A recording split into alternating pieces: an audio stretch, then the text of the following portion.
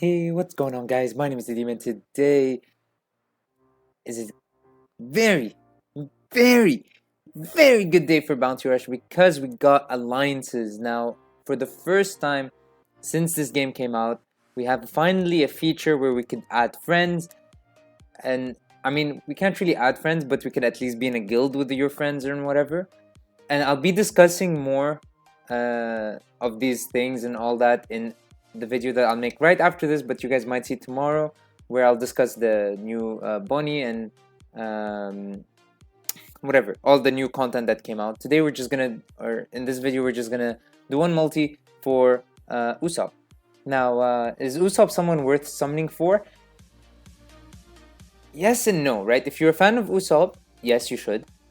If you want a blue runner, yes, but at the same time, if you have Zoro, if you have Law, they're so good that he doesn't really compete. You know, even Nami, it's he plays very differently from Nami. I'll explain what he does after the multi. We'll check everything about that. But yeah, so he's a good character. Don't get me wrong. He has a unique playstyle. I think he's long range as well. I still didn't come up against one, so I don't know. But yeah. Again, as usual, guys, I do not recommend doing what I'm doing. You know, I'm just doing this for a video. There's really no point in only doing one multi if you're trying to save up. Do at least two, so you guarantee yourself the 4-star for 10 more gems. It's worth it. But I'm just doing this for the video, so there's no real point in doing this. But more importantly, since we're not getting anything here, we need to discuss Usopp. Alright, so let's get this over with. Is he better than that blue Usopp? Yes, he is, because that blue Usopp got nerfed, the free 2-star. I made a whole video. He was so influential back then. I had to make a whole video explaining why that Usopp was used. He's a 2-star, but he was so good. He was so good. This system, by the way, is destroying Bounty Fest, and I might make a video on why I think you should almost never summon on Bounty Fest unless you spend a good amount of money on this game.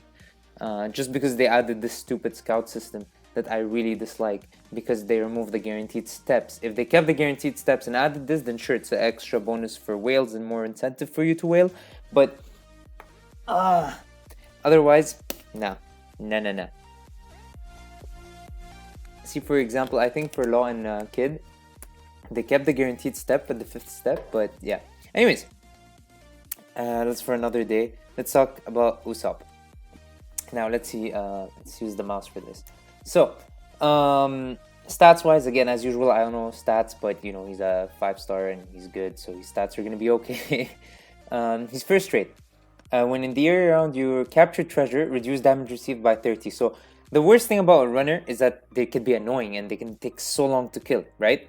So having this is cool, not so cool at the same time. You know, it adds some tankiness, but is it worth it? Like, does he already does he need this? I'd say yes, because it doesn't matter how much HP he has. So any damage you receive, you're going to reduce it by 30%. So I like it. But at the same time, I just wonder if this is better on a defense unit than on a runner. But again, you know, it adds more survivability, which could make him annoying. But it's also in the area that you capture. That's the biggest pain here, is the fact that you're just gonna be annoying for a bit and then you're gonna leave. So how often are you gonna be around the treasure you have unless you're winning? So it could be good, don't get me wrong, it's still a great trait, but I just wonder if they could have had a better one. And also, when you're in your enemy's treasure area, this is the good one, and the treasure got just 50% or more, boost capture speed by 50. So if they have like a full thing or more than 50%, you capture it very fast. And that's really good, because that's throughout the whole game. It's not last 60 seconds, it's not first 60 seconds, it's throughout the whole game, as long as it's the enemy's place, obviously. I mean, why would you capture your own point? So first traits, because of the second one, the fact that the first one's there, that means you're good in the enemies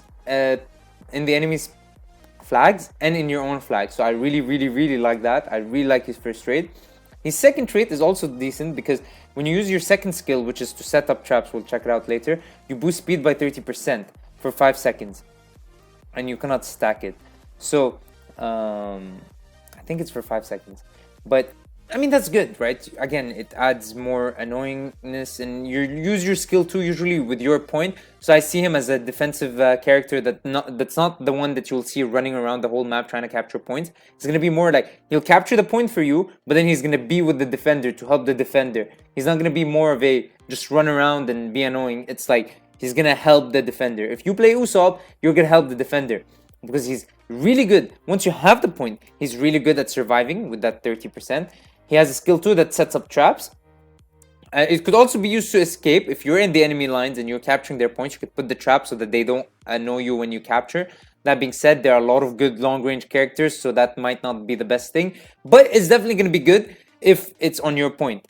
And when your strength is more than 70%, boost the cooldown speed of skill 2 by 50%. So your second skill is going to come so fast. You're gonna be able to set up traps again and again and again, like about every 15 seconds or so, if you have above 70% HP, which now that I think about it, actually is gonna be helped by the first trait, because you're gonna reduce more damage if you're in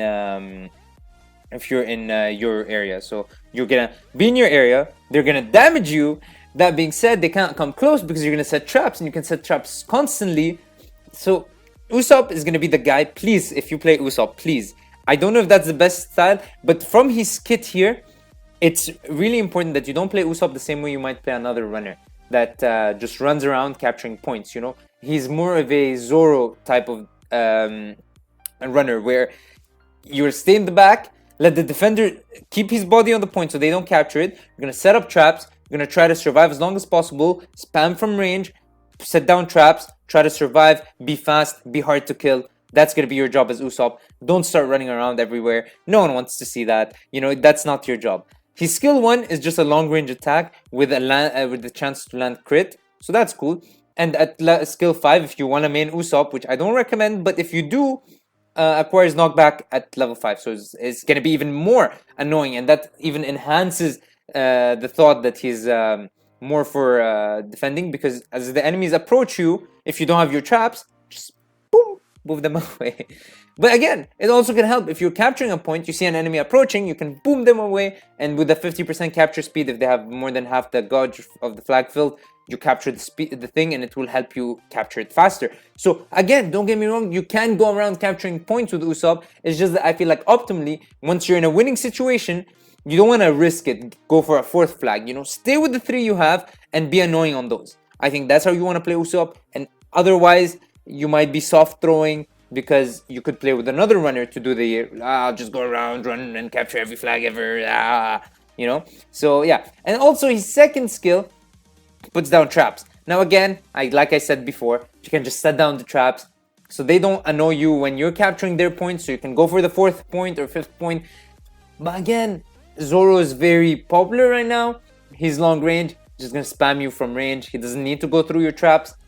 So, you know, just set your traps so that they can't capture the point, right? Because Zoro could be range, and he could be annoying from range, but if you're dodging his hits, and he can't touch the point, well then, yeah, you see, that's what I'm saying. You know, it's the small things like that that chooses or determines the playstyle. That being said, again, this is all theory from just reading his thing, and then his team boosts gives extra attack, so that's cool.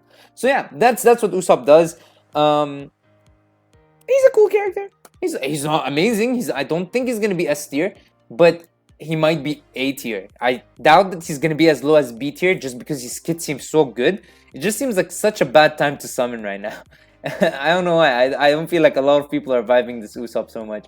But yeah, I'm also in S minus for the first time. I just went on a 12 winning streak and I leveled up, so I just kept playing and I was in S minus. I'm like, all right, cool. And now I'm like halfway through. And again, S minus is like the worst league to be in, you know, because if you don't have level 90s and level 95s and especially level 100s, it's so fucking annoying to play in. And I definitely don't have. The only 5-star I have that's from the gacha is Moria here. So yeah, it's not the funnest time, you know. Sometimes I get 5,000 points and next game I get only 1,000. And I've never gotten 1,000 before this. So it depends on the enemies and it's all based luck. But I'll discuss this again in another video that I have planned, because this is summer and I have a lot of ideas, and hopefully I make them into videos. So yeah, that being said, hope you guys enjoyed, and peace.